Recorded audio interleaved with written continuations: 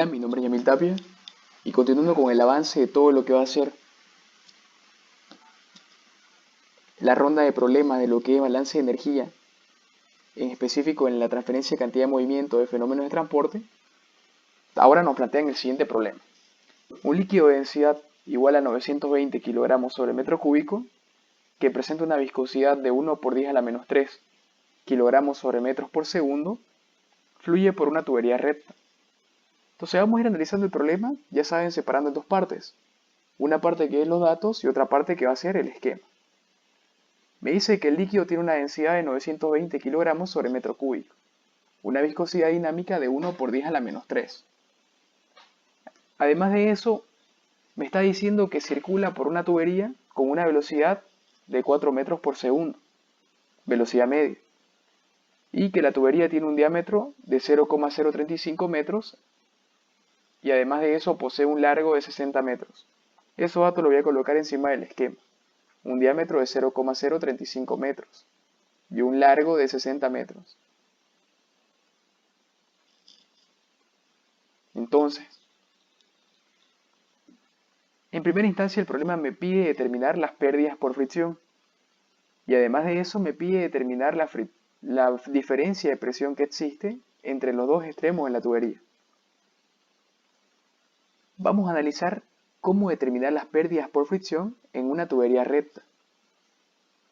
Entonces, para determinar las pérdidas por fricción en una tubería recta, tengo que aplicar la siguiente fórmula, que dice: las pérdidas por fricción en tramos rectos van a ser igual a 2 por la velocidad media al cuadrado por la longitud del tubo sobre el diámetro por el factor de fricción. Yo tengo la longitud del tubo, tengo el diámetro, tengo la velocidad media. Lo que no tengo es el factor de fricción para todo este circuito. Entonces, ¿de qué forma determino el factor de fricción para un circuito de este tipo o para cualquier tipo de circuito? Lo primero que debemos hacer es definir el tipo de régimen de flujo.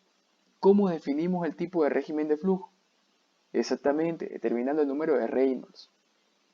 ¿Cómo se determina? Con la siguiente expresión.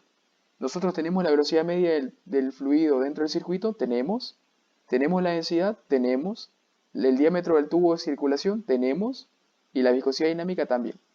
Como tenemos todos los datos, podemos reemplazar y obtener el valor del número de Reynolds, que en este caso es 128.800. Como sabemos, es mayor a 5.000 o a 4.000. ¿Qué pasa cuando el número de Reynolds es mayor a 4.000? El régimen del flujo es de régimen turbulento. Una vez nosotros definimos el tipo de régimen de flujo, procedemos a calcular el factor de fricción.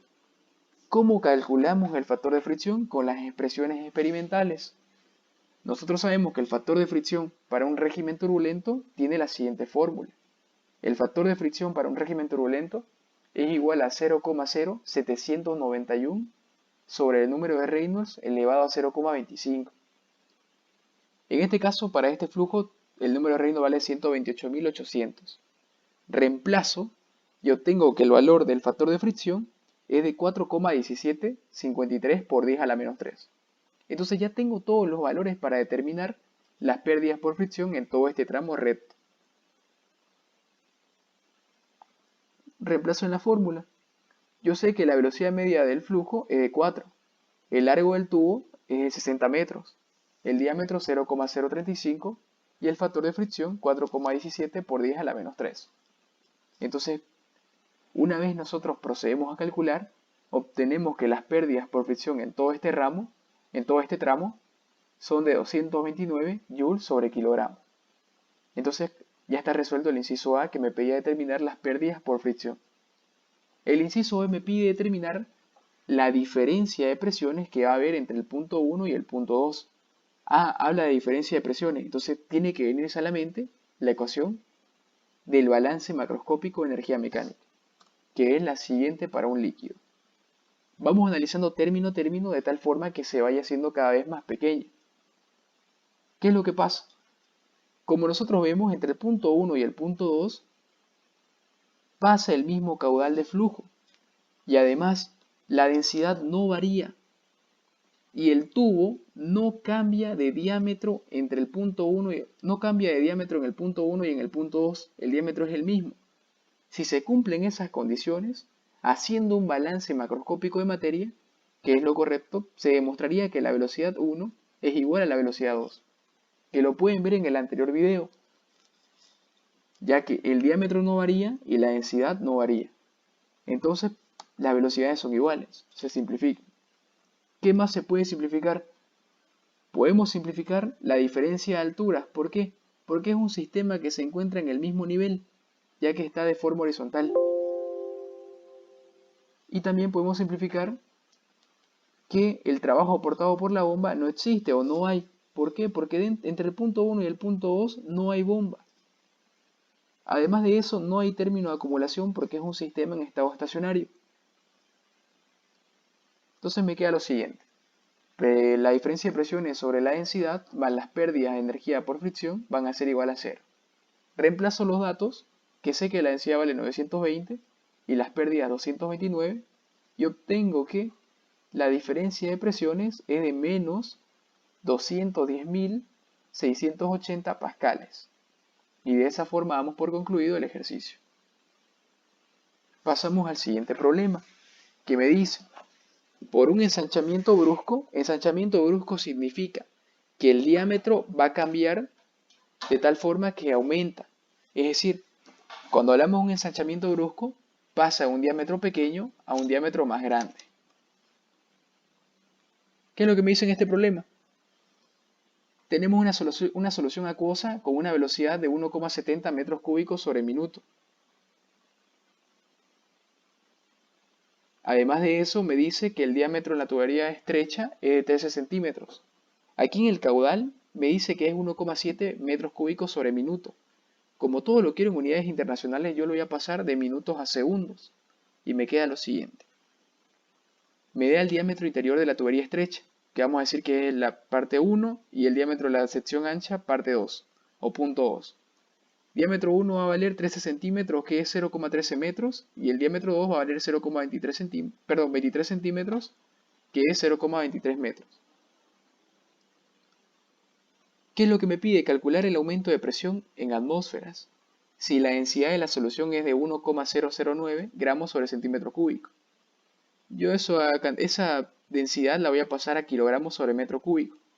Haciendo las respectivas conversiones me sale que la densidad es de 1009 kilogramos sobre metro cúbico. Entonces, como en este caso los diámetros varían, es necesario calcular la velocidad en cada punto. Pero no vamos a hacer el balance de materia, ¿por qué? Porque en este caso yo ya tengo definido los diámetros y además de eso tengo definido el caudal que pasa por esos puntos. Sabiendo que el caudal es igual al área por la velocidad, podemos determinar la velocidad en el punto 1. Caudal va a ser igual a área 1 por velocidad 1. Despejo velocidad 1 y tengo que va a ser igual a caudal sobre área 1. Área 1 es igual a pi cuarto porque es una sección circular, pi cuarto por diámetro 1 al cuadrado. Sabemos que el diámetro 1 vale 0,13 metros y el caudal vale 0,0283. Reemplazando obtengo que la velocidad 1 vale 2,132 metros sobre segundo. De la misma forma para la sección 2. El caudal en la sección 2 va a ser igual al área 2 por la velocidad 2. Tengo que el área 2 va a ser igual a pi cuarto sobre diámetro 2 al cuadrado. Reemplazando, sabiendo que el diámetro en la sección 2, en la sección más ancha, vale 0,23. Obtengo que la velocidad 2 tiene un valor de 0,681.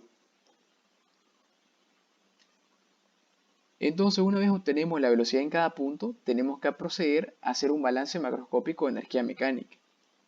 ¿Qué es lo que pasa? Tenemos nosotros el siguiente problema. Y tenemos que el balance para ese problema es el general, digamos, sin hacer antes consideraciones. Vamos a realizar algunas consideraciones para hacer más simple el problema. Como vemos, es un sistema horizontal en el cual los puntos se encuentran sobre el mismo nivel de referencia. Por si acaso, ese nivel de referencia se lo colocan ustedes.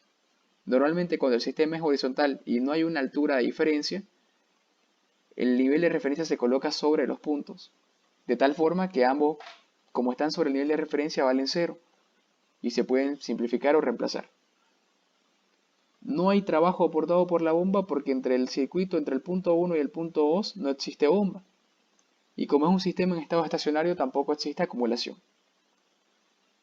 O no existe variación con respecto al tiempo.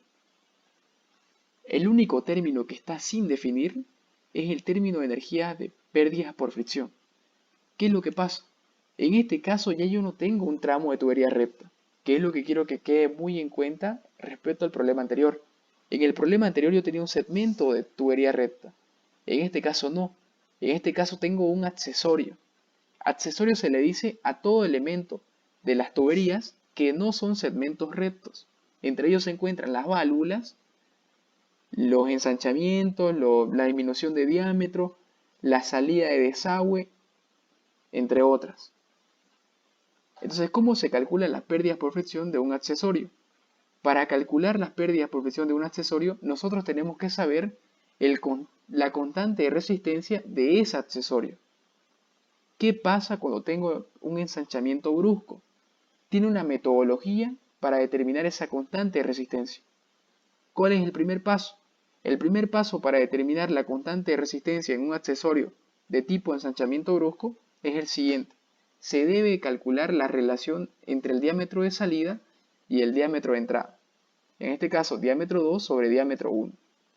¿Cuánto vale el diámetro 2? 0,23 y el diámetro 1 0,3, lo que me da una relación de 1,77. Y además de eso, tenemos que calcular o ver cuál es la menor velocidad, o es decir, cuál es la velocidad en la sección más estrecha, es decir, en la sección de menor diámetro. En este caso es la velocidad 1, que tiene un valor de 2,132 metros por segundo. ¿Cómo se procede a calcular el valor del factor de resistencia o el coeficiente de resistencia? Vemos esta gráfica que se encuentra en el libro de Jan Koplis y procedemos a calcular la relación de diámetro, que ya la tenemos. Ubicamos, en el eje de las abscisas se encuentra relación de diámetros, D2 sobre D1, y en el eje de las ordenadas se encuentra el valor del coeficiente de resistencia. Y además de eso tenemos valores o líneas que se encuentran en una velocidad constante. En este caso, yo sé que la relación de diámetro es de 1,77, o sea que aproximadamente acá. ¿Qué es lo que hago? Voy subiendo hasta chocar con la línea que tenga una velocidad parecida a mi velocidad menor en el flujo, que en este caso es 2,3. Entonces voy buscando, acá dice velocidad 12 metros por segundo, 9 metros por segundo, 6 metros por segundo, 3 metros por segundo, 1,2 y 0,6. Mi velocidad es 2,13, entonces me voy a aproximar a la línea que tiene 3 metros sobre segundo. Choco con la línea de 3 metros sobre segundo y una vez intercepto, proyecto al lado de las ordenadas. Y leo el coeficiente de resistencia K, que en este caso tiene un valor aproximado de 0,44. Una vez tengo el factor de resistencia o el coeficiente de resistencia del accesorio, en este caso el ensanchamiento brusco, procedo a calcular las pérdidas por accesorios.